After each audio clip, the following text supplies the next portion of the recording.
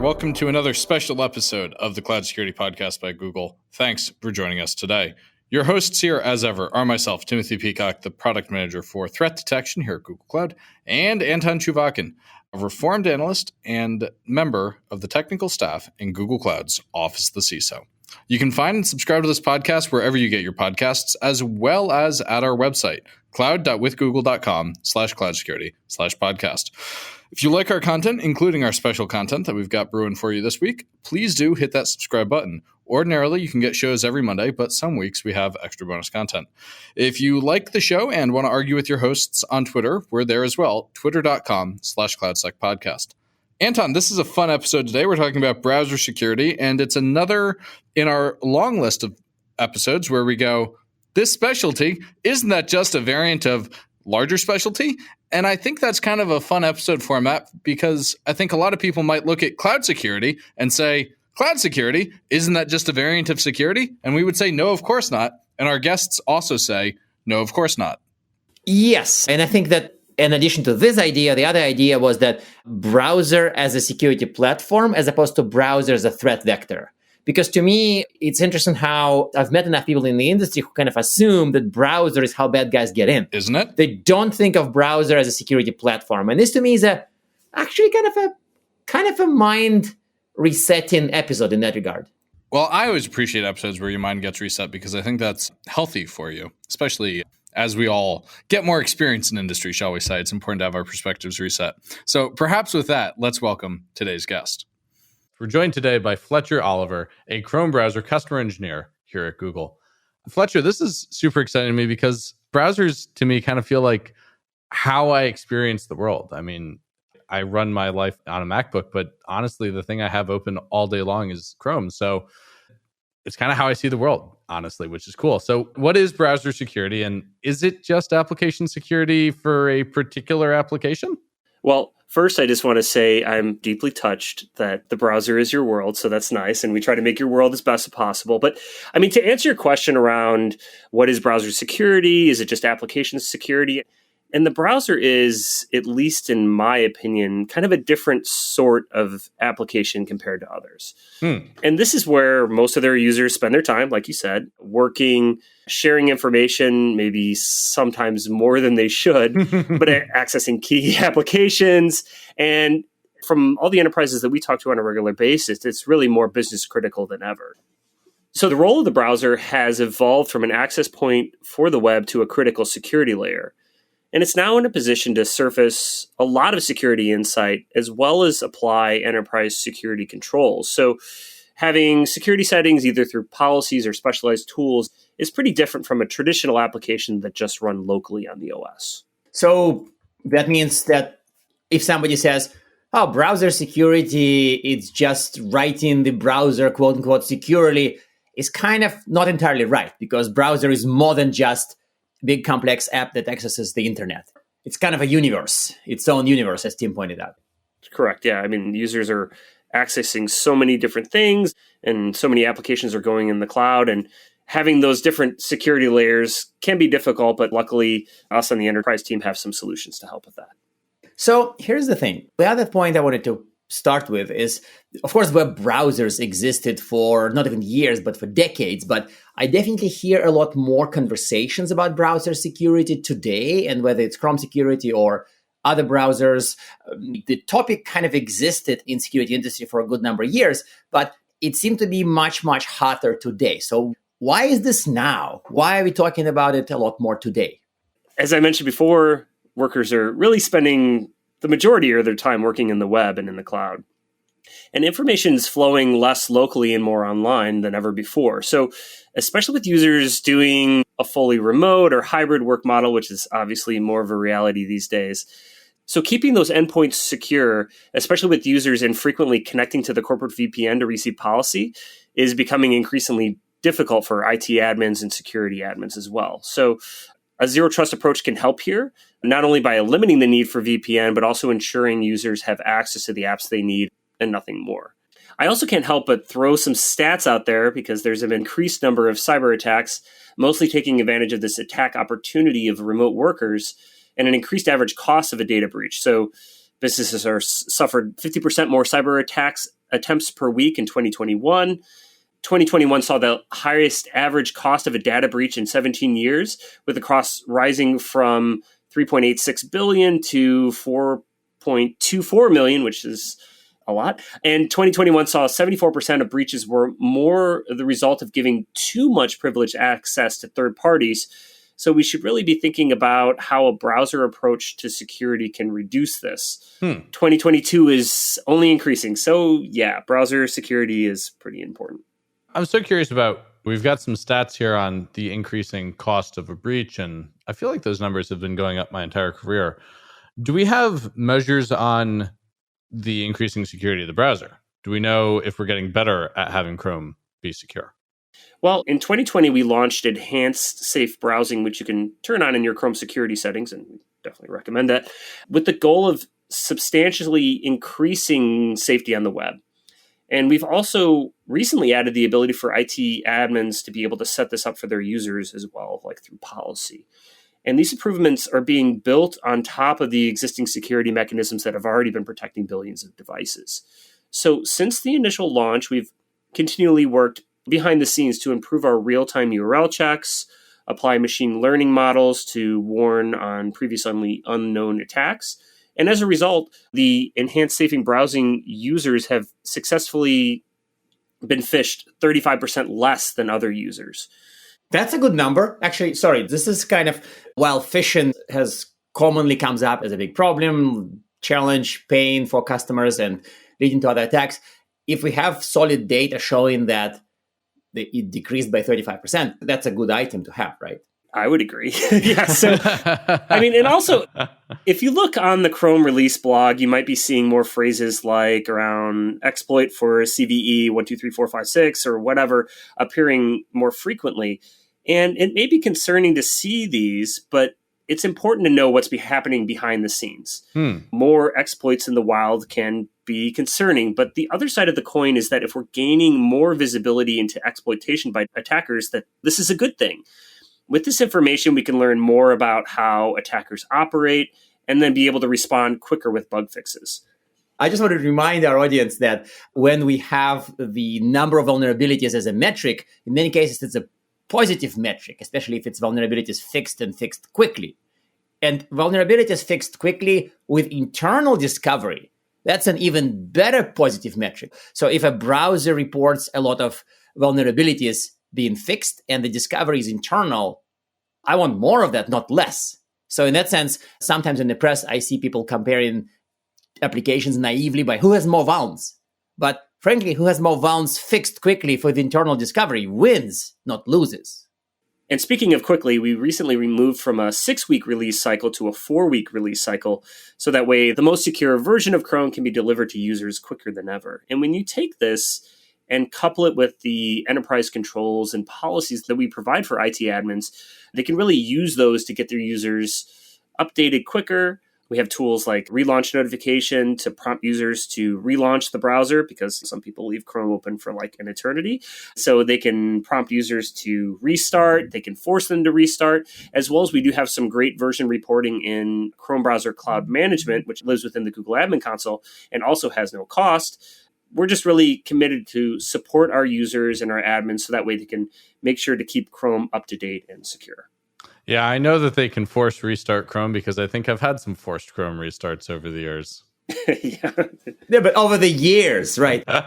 This is a sign that something which gets to that level of importance is not common. No. You didn't say over the recent weeks. You said years, right? So it's also a testament to the stability of Chrome, because I'm thinking back to like my childhood, and I feel like Internet Explorer would update itself every day because it would crash every day. Unlike Chrome, which I can't think of the last time Chrome as a whole crashed on me. Let's pour one out for Internet Explorer, right? No?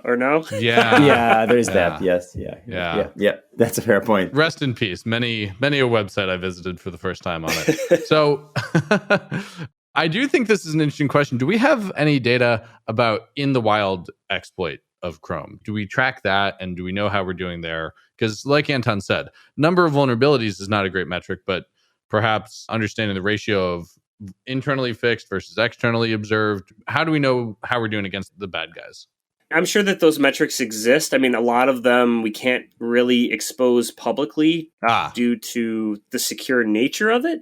But as you kind of highlighted it before, the more vulnerabilities that we're able to find, the quicker we're able to patch them. But I don't think there's any kind of dashboard, although we do have our vulnerability rewards program. So that way people that want to go through and look for these vulnerabilities obviously can earn some great stuff by reporting those to Google. You know, I had a good friend of mine in college who would often take us out to the campus bar based on his Google vulnerability rewards payouts. Oh. That's a good friend to have, I suppose. Yeah. Yeah. Yeah. I had many a pitcher of beer thanks to finding an issue in Google. So I wanted to sort of switch it back to a little bit of a serious topic. And we do realize browser is a large and complex application. So browser security is kind of its own domain. So what are the components? Like, what are the big areas within browser security? And of course, feel free to use Chrome as an example. So what would be the subdomains within browser security? Yeah, I'll start general, and then I'll go back to my inherent bias around Chrome browser. An enterprise-grade browser should proactively find malicious and deceptive content and protect you against it, right? But also while maintaining your privacy. And Chrome, as an example, does do that. Google's Safe Browsing and Global Intelligent Engine, which is a name just rolls off the tongue, does protect about 5 billion devices every day, showing warnings to users as they attempt to navigate to dangerous sites or download dangerous files. Obviously, given what Chrome is and our legacy, that there's not really too many other browsers that are able to provide that kind of security on the scale quite like ours. Also, a secure browser should guide users to make safe decisions on the web. So some of these things include password management and protections. And really, on the Chrome team, we just recommend just please use a password manager. It doesn't matter if it's our password manager, but if you're not providing, from an enterprise standpoint, you're not providing a password manager to your users, it's going to lead to unsafe password practices like incrementing a number to their password every time they're forced to change it, or writing their password on a Post-it note and sticking it under the laptop. Post-it notes are kind of hard to hack, though. Like, digital access to Post-it notes is really complicated from what I hear. I actually agree with that. I think that there's a lot of threat modeling that gets missed thinking about the sticky note under the keyboard. But go on, please. Okay, fair enough. As long as there isn't some sort of reverse osmosis absorbing of passwords. As long as the webcam doesn't look at that. I'm trying to get my... Oh, yeah, there's a sticky note there. But kind of tying to the password manager, we do have a really great solution that I'm a big fan of around password protection. It's called Password Alert. And it does provide an additional layer of protection to corporate passwords. So it can warn users if they're entering their passwords into a known phishing site and provide them a visual to please stop doing this before they hit enter. And this solution can also be configured to prevent users from reusing corporate passwords on non-corporate sites. So as I said, please use a password manager, but many enterprises do turn off password managers, which can result in users reusing passwords, even in shopping and social sites. So if one of those sites gets breached, the user's personal information could be leaked, bought, sold, which usually will include the password for that breached site. And a simple search on, say, a tool like LinkedIn, would-be attacker could find out where that person works. There's sites out there where they could be able to find the naming conventions that large corporations use for first name, last name at company.com or whatever. And they already have a password. It could be a pretty good indicator that their corporate password would be the same. So that way they could be able to do a targeted attack. So with this feature on, you can warn the user, pop up a screen saying, hey, digital hand slap, you shouldn't do that. Or they can log in audit mode. And we also have some really great integrations that hopefully we'll be able to talk about later, where you can be able to send those events to tools like CrowdStrike or Splunk or Chronicle. So very, very cool integration that hopefully you'll ask me about later. That capability sounds a lot like our internal watchword extension. Is that right? I think so. I think we do use it internally. I know I've gotten snagged by it a couple of times. Rip to your password as well. Yeah. So what's really cool about this feature is it doesn't save the password to the cloud. So it's not readable by any kind of Google servers or anything like that. It's stored locally on the machine and salt encrypted and all that sort of stuff. We only have just a little bit of the hash in order to be able to make a determination that, yes, this is the password. It works with all sort of solutions, whether they're Google solutions or if the customers use other ones. Yeah, it's a great feature. Everybody should definitely look it up. And then the last component around modern browser security is since the browser is so business critical, it's important to have a management tool for it. Say more about that. Yeah, so taking Chrome an example, we do have a no-cost tool called Chrome Browser Cloud Management, which provides policy management, comprehensive reporting, including browser versions, settings, device details, as well as extension management, which can really be a hot button issue with security and IT admins because it's increasingly important because extensions can have the ability to read the sites that the users go to and have access to the data of the machines that they're browsing from. And this particular solution provides really great visibility into installed extensions that no other tool can really offer. Again, it doesn't have a cost associated with it. It lives within the Google Admin Console, and I think it's awesome. I don't know, for a better word. No, that's great. So I really love when people feel that their capabilities are awesome. I think Anton has seen me use even less descriptive language when talking about some of the stuff I ship. So, but VMTD was awesome. I did say it myself, by the way. So from your stuff, if you're curious, there's some stuff that's just magical and there's some stuff that's just mediocre. I'm trying to see that there's both, right? Like it's not super shameful in having both. Like you can be awesome plus on every regard. What you're learning here, Fletcher, is that Anton, even after knowing me for multiple years, refers to my stuff as mediocre. Some of your stuff. So whatever language he used in preparing for this episode, don't take personally. Listeners, you've been listening to Anton for a while. You understand that he communicates in a particular way. So I want to talk about this management tooling and how it fits into the rest of management tooling, because enterprises have, I think, more than one tool in most cases, and it's important for those tools to work together. What's the story for fitting Chrome into your existing enterprise stack? Yeah, so highlighting what I was talking about in the general awesomeness, technical term, of Chrome Browser Cloud Management is that organizations can easily integrate Chrome with their preferred security solutions for further forensics. So I kind of highlighted it previously, but being able to gain enhanced visibility into security events, including password alert or password reuse, unsafe site visits, malware transfers, logins, password breach, as well as we have some new events coming in around crashes and extension and install events that can all be integrated. So some of the third-party tools that we integrate, because we are aware, as you said, that customers might have more than one. So we integrate with Splunk and CrowdStrike. In fact, recently I was at the CrowdStrike conference talking about our tools, and definitely seemed to be a lot of interest around this. And then, of course, if you use Google Solutions, we integrate with Chronicle, Google Cloud Pub Sub, and BeyondCorp Enterprise. So enterprises can really enjoy this added visibility into what security events are happening as their users are working in the browser, and then have the ability to be able to choose from and integrate with a variety of tools, so that way they can send the events to their chosen solution provider, kind of meet them where they're at. And for a lot of companies, this is a new set of data security that they didn't have access to before, and can really empower them to make better informed decisions on their security journey to that nirvana state where end users are happy but also secure at the same time. It doesn't happen a lot, but sometimes you can get at least close to the promised land, so to speak. That's awesome. We certainly know the feeling of getting close to the promised land. We're just about at time, so I want to ask our traditional closing questions for you. Do you have recommended reading for people to learn more about enterprise browser security? And two, do you have one word tip for improving the same? Yeah, if you want to get in touch to learn more about Chrome browser, check out chromeenterprise.google, and that'll get you where you need to know, learn about all the different policies, integrations, more about Chrome Browser Cloud Management. And then as far as one phrase tip on how to improve your browser security is, we recommend auto update. Please use auto update. It will make sure that you get the latest and greatest security fixes and features to your users. So that's definitely what we recommend as a best practice and the best way to keep your users secure. Isn't everybody saying using auto update? Like Chrome auto update is so smooth and polished, and it's been working really well for a decade. So does somebody really disable it? So unnatural to not have it. It's like magic, right? Well, I mean, I think so. But working in the enterprise space for more than a decade, you build something that's just amazing and awesome, and enterprises are like, that's amazing. How do I turn it off, right? But in this case, you shouldn't. Please use auto update.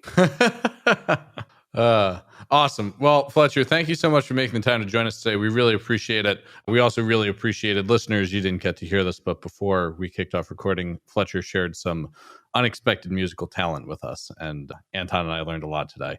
So thank you so much for joining us today. Sure. Thanks so much for having me. And now we are at time. Thank you very much for listening and, of course, for subscribing. You can find this podcast at Google Podcasts, Apple Podcasts, Spotify, or wherever else you get your podcasts. Also, you can find us at our website, cloud.withgoogle.com/cloudsecurity/podcast. Please subscribe so that you don't miss episodes. You can follow us on Twitter, twitter.com/cloudsecpodcast. Your hosts are also on Twitter at Anton_Chuvakian and _Team Pico. Tweet at us, email us, argue with us, and if you like or hate what we hear, we can invite you to the next episode. See you on the next Cloud Security Podcast episode.